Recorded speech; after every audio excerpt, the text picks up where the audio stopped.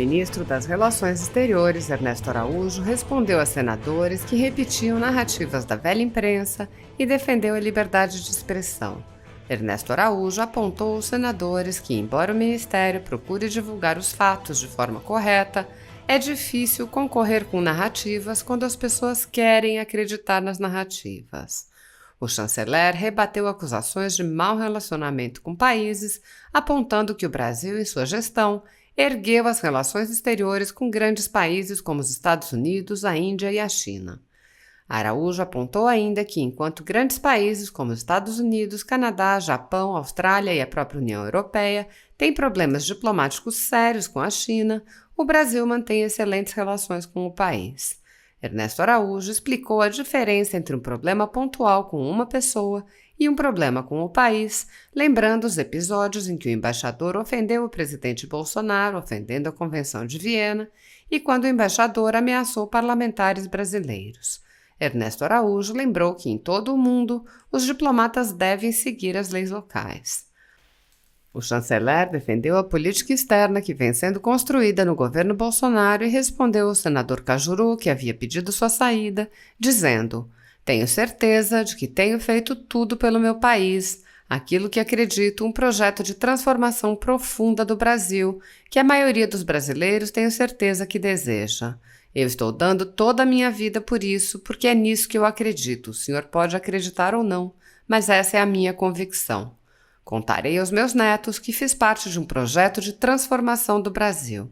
Espero poder contar que terá sido um projeto bem-sucedido, um projeto que livrou o Brasil da corrupção, do atraso, da indignidade e da falta de condições para os brasileiros.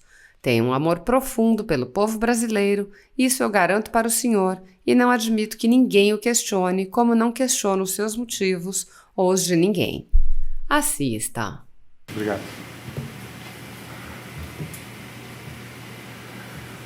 Muito obrigado, presidente. Bem, eu vou tentar responder aquilo que foi objetivamente perguntado. Há muitas considerações completamente subjetivas nas várias perguntas. E vou tentar separar aqui o que é retórica, e retórica pode-se até responder com outra retórica, mas eu vou tentar responder apenas com fatos, né? Então, deixa eu tentar encontrar alguma pergunta objetiva aqui. Assim como o senador Contarato disse, né, que contra fatos não há argumentos. Deixa eu...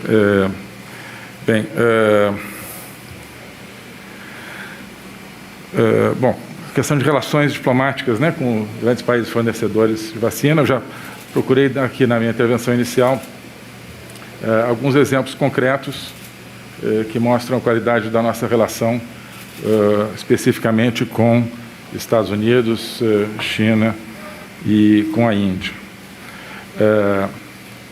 Com o Reino Unido também, como eu me referi, nossa relação é fundamental, foi fundamental para que tivéssemos um bom contato com a AstraZeneca, né? Enfim, esses são os fatos, né? Enfim, cartas, encontros, telefonemas, enfim, eu telefonema, por exemplo, com excelente conversa com o secretário Antony Blinken, enfim, não é a prática de se, né, gravar esse tipo de telefonema, para que eu pudesse aqui transmitir aos senhores a qualidade da conversa, né, teria essa autorização por parte do colega americano, enfim, não é a prática, mas posso garantir que foi excelente. Enfim, eu fiz um tweet depois, ele fez um tweet na mesma linha, de que nós coincidimos na questão da defesa da democracia e em várias outras coisas. Tive, juntamente com o ministro Ricardo Salles, uma conversa muito boa também com o ex-secretário de Estado e agora encarregado das negociações do clima, John Kerry, que começou a conversa dizendo: olha, queremos construir com o Brasil um bom entendimento no clima, não temos nenhuma contestação em relação à soberania brasileira. Enfim, já tivemos depois 3 reuniões técnicas, continuaremos com esse diálogo excelente com os Estados Unidos, né? Enfim, então, enfim, tem todos os elementos aqui e Eu acho assim um pouco que também né, quem acusa de que haja um mau relacionamento com esse país ou com outro, né, poderia então indicar qual é o elemento que acha que corrobora essa ideia de um mau relacionamento nosso com a administração Biden, ou de que haja conflito diplomático com a China, ou de que a relação com a Índia não tenha uma qualidade. São todas relações, claro, cada uma delas diferentes, cada uma delas com a sua lógica. Nós erguemos a relação com a Índia, erguemos muito a relação com os Estados Unidos, a relação com a China mantivemos uma excelente relação. Queria dizer a respeito da China que é importante ter uma noção também, não só da qualidade bilateral da relação, sem olhar para outros países, mas da qualidade em termos relativos da nossa relação com a China. Se os senhores observam hoje as relações da União Europeia com a China, do Japão, da Coreia, da Austrália, dos Estados Unidos, do Canadá com a China, todas elas têm, aí sim, problemas diplomáticos, problemas sérios, né? Nós não temos nenhum problema diplomático com a China, acho que somos o único grande país que tem essa situação hoje, né? Isso faz parte de uma construção da nossa política externa, que eu vejo que realmente é completamente mal entendida. Eu acho que os senhores, vossas excelências, talvez acompanhem por fontes inadequadas. Eu faço um esforço para dar transparência a tudo que nós fazemos, mas isso é difícil de concorrer com narrativas quando as pessoas querem acreditar nas narrativas, né? Com a China, enfim, houve 2 episódios, né? O primeiro em março do ano passado, não com a China, com o embaixador da China em Brasília, no primeiro dos quais o embaixador da China entrou em discussão, na ocasião, com o deputado Eduardo Bolsonaro através do Twitter, de alguma maneira contestando a liberdade de expressão de um parlamentar brasileiro, e retuitou uma mensagem ofensiva ao presidente da República e à sua família.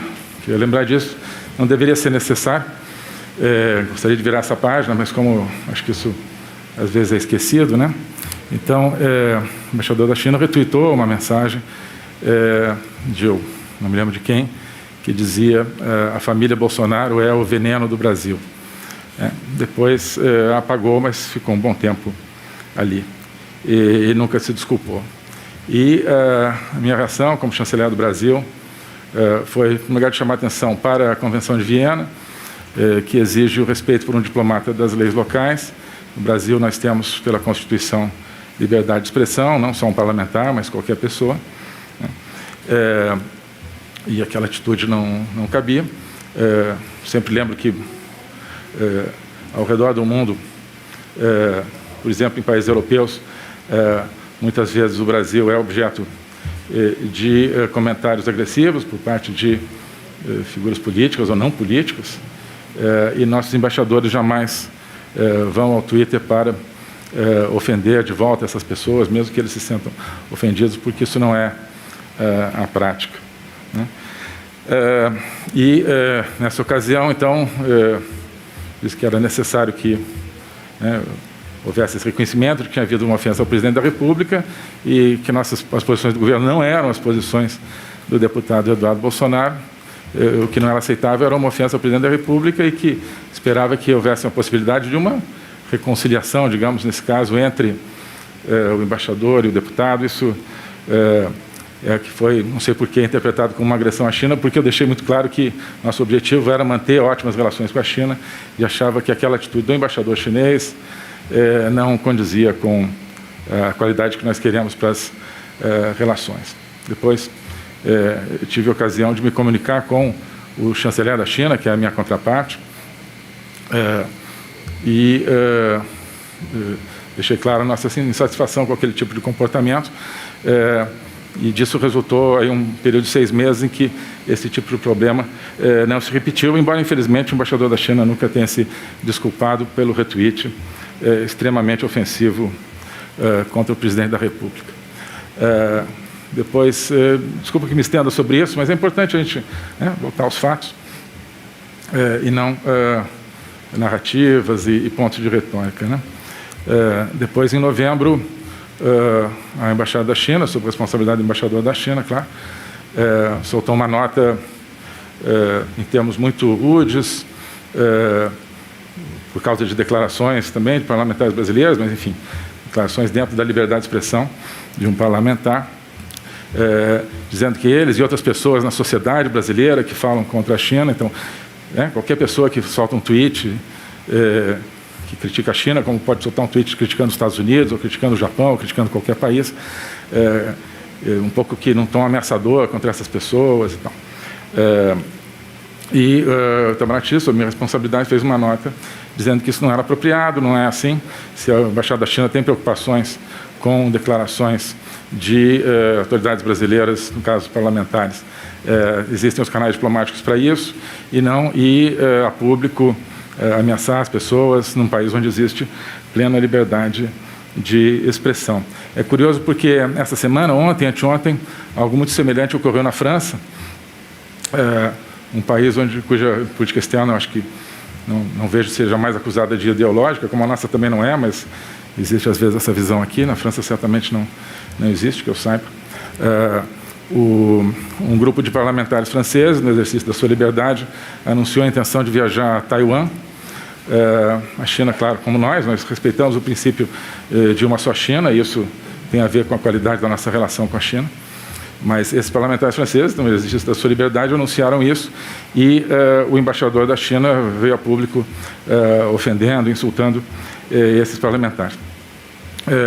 O chanceler francês, Jean-Yves Le Drian, soltou também uma nota dizendo que isso é absolutamente inaceitável, que isso é contra a Convenção de Viena, que o embaixador da China não podia se comportar assim, foi chamado a ser repreendido na chancelaria francesa. Enfim, então, não é uma questão de implicância do Brasil, é uma questão que qualquer país faz, defender a sua, enfim, integridade nesse caso, a integridade das suas próprias instituições. Agentes diplomáticos não devem fazer isso. Também acho que disso resultou uma boa consequência, não se repetiu esse tipo de problema. Ultimamente, o embaixador da China foi contactado por autoridades brasileiras, acredito que tenha ajudado também nesse processo de obtenção das vacinas, né? Embora, evidentemente, não dependa prioritariamente dele, depende das autoridades em Pequim. Enfim, então isso está superado. Gostaria, como eu disse, de não ter que repetir isso, mas estamos falando de história, estamos falando de fatos. Eu gostaria de mencionar esses fatos. Também, enfim, ponto de retórica sobre relação com os Estados Unidos, diferentes epítetos, assim, subserviência, isso não... Enfim, o que houve de concreto na relação com os Estados Unidos, uma relação que nós transformamos numa relação muito produtiva, uma relação que foi negligenciada há muito tempo, né? Assinamos acordos de maior utilidade para o Brasil, na área tecnológica, na área econômica, acordos que são bons para a indústria, para os investimentos no Brasil. Os investimentos no Brasil estão crescendo. Lembro que os Estados Unidos são o maior investidor no Brasil, assim como a China é o nosso maior mercado. Podemos perfeitamente ter uma relação com lógicas diferentes com esses dois países, precisamos tê-las. Ficamos muito tempo pensando apenas na China como mercado agrícola, precisamos pensar também nos Estados Unidos como mercado industrial e parceiro para o nosso desenvolvimento industrial, assim como a Europa, né? Então, esse é o que há de concreto, resultados concretos na nossa relação com os Estados Unidos durante o governo Trump e agora também durante o governo Biden. Já estamos preparando bons resultados e eles virão. Deixa eu ver. Sim, a questão de Canadá e México, claro, estamos atentos para a questão da possibilidade de comprar doses excedentes nos Estados Unidos. É uma das frentes que estão abertas e continuamos trabalhando por isso.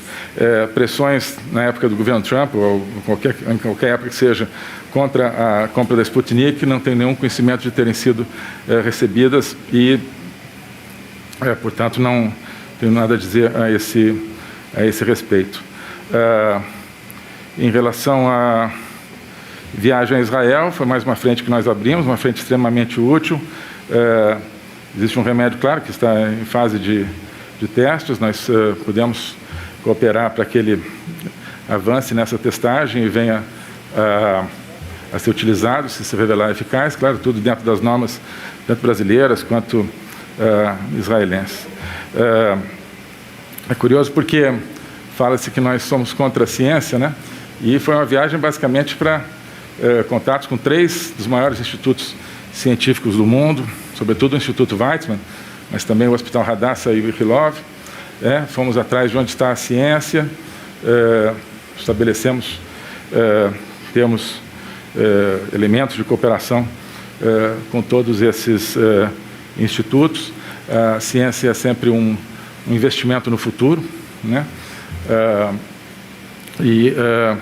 Vários países do mundo, aliás, estavam indo a Israel, tinham acabado de ir, delegações de outros países estavam chegando, delegações de outros países, Áustria, Dinamarca, República Tcheca, Grécia, para dialogar basicamente sobre as mesmas coisas sobre as quais nós dialogamos com os israelenses. Então, fomos atrás da ciência, né?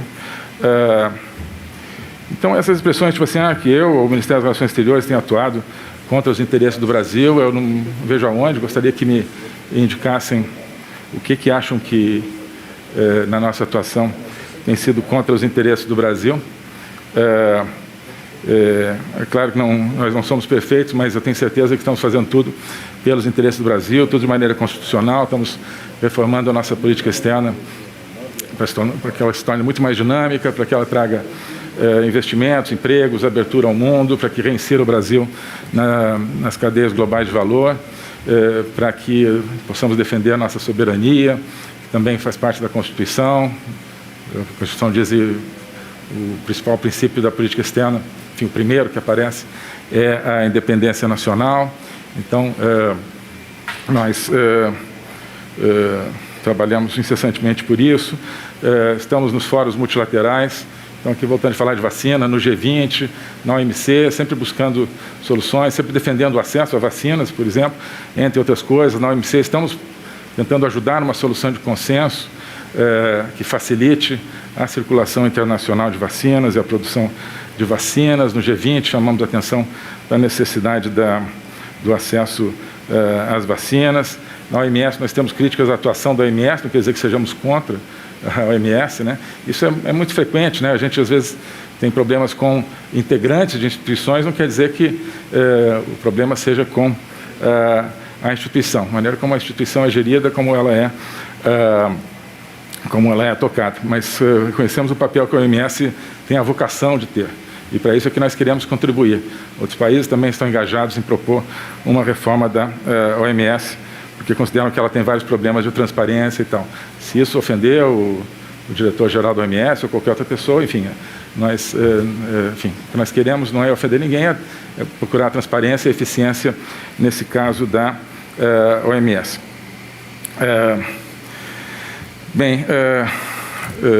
Já falei um pouco da nossa relação com a China, que é ótima, com os Estados Unidos. Estamos construindo uma relação com o governo Biden tão produtiva, eu tenho certeza, quanto aquela com o governo Trump.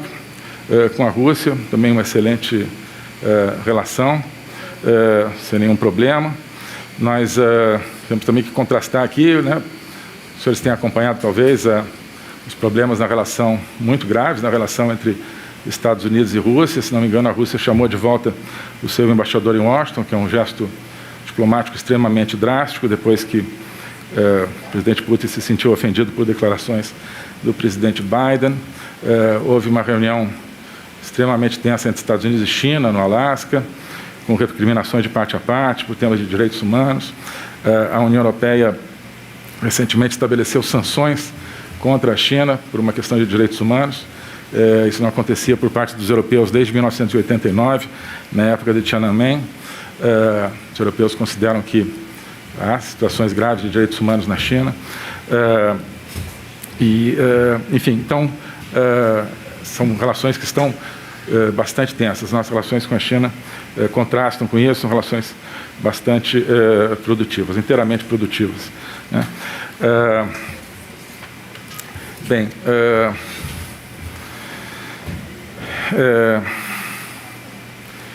bem, a questão da comissão, enfim, o presidente decidiu criar, juntamente com presidentes de poderes, é uma comissão de coordenação nacional, não é uma comissão de especialistas. Ela terá especialistas, certamente, assessorando, como antes havia especialistas no Ministério da Saúde, então não é que antes não houvesse especialistas e médicos cuidando da questão da pandemia e que agora passasse a haver. É uma questão de coordenação institucional, né, dentro de um arcabouço constitucional bastante complexo, como é o arcabouço brasileiro, como os senhores sabem muito melhor do que eu. Bem,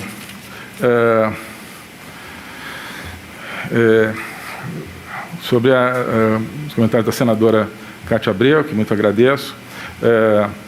Sim, então, começando talvez pelo final, senadora, sim, estou perfeitamente qualificado, capacitado, entusiasmado em trabalhar e tenho a capacidade, tenho certeza, junto com toda a equipe do Ministério das Relações Exteriores, de conseguir todas as vacinas que sejam determinadas dentro do nosso plano de vacinação, né?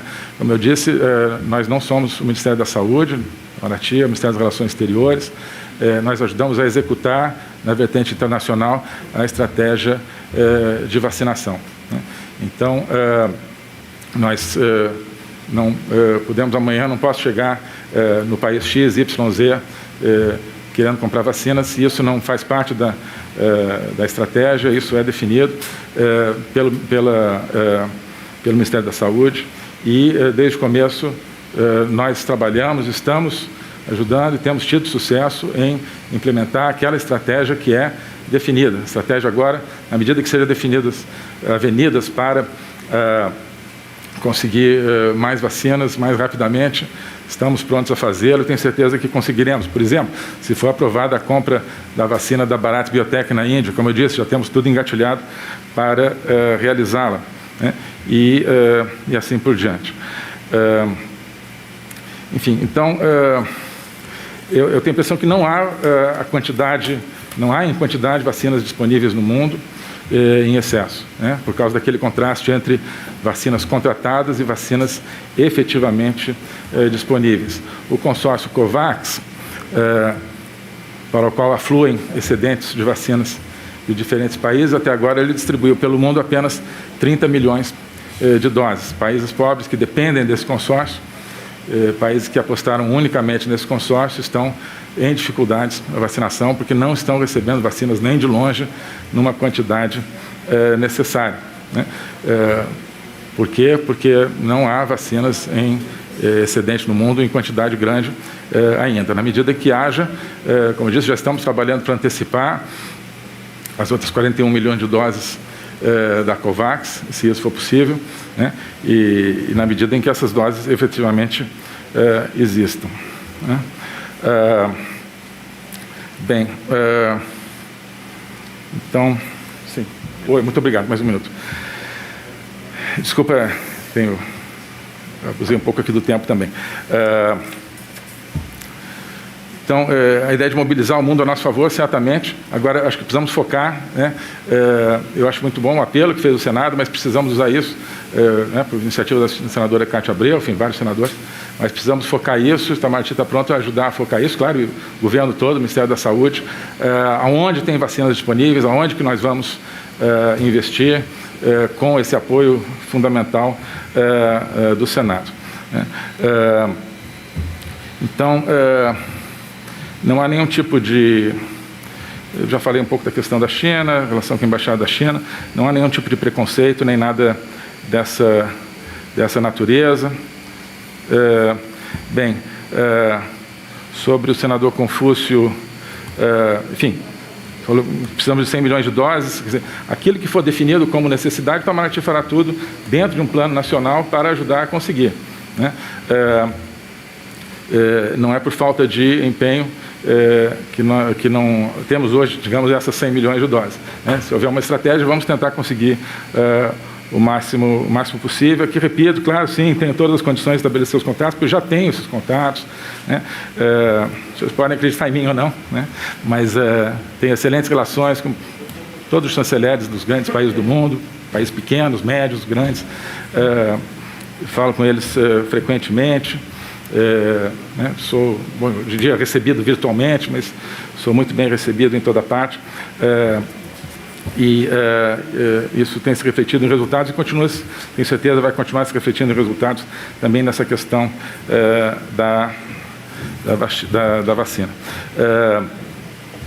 Bem, em relação à senadora Daniela Ribeiro, bem, como a senhora disse que vai pedir como se diz, um pedido de informação por escrito sobre o tema do nosso entendimento com o Ichilov, eu vou esperar então que chegue por escrito e vou responder. Sobre o senador Jorge Cajuru, deixe-me ver aqui também, enfim, o que há de mais objetivo na pergunta.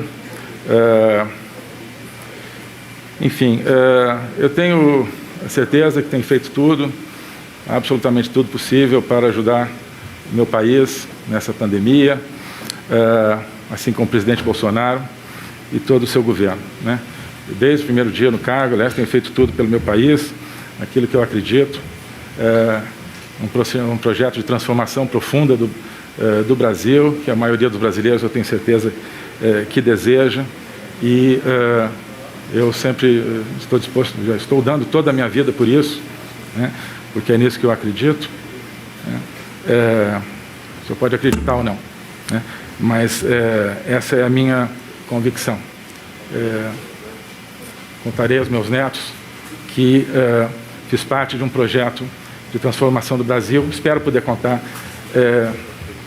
que terá sido um projeto bem-sucedido, um projeto que livrou o Brasil da corrupção, do atraso, da indignidade e da falta de condições para os brasileiros. Tenho um amor profundo pelo povo brasileiro, isso eu garanto para o senhor, né? E não admito que ninguém o questione, tá bem? Como não questiono os seus motivos ou de ninguém, tá bem? E é isso. Muito obrigado.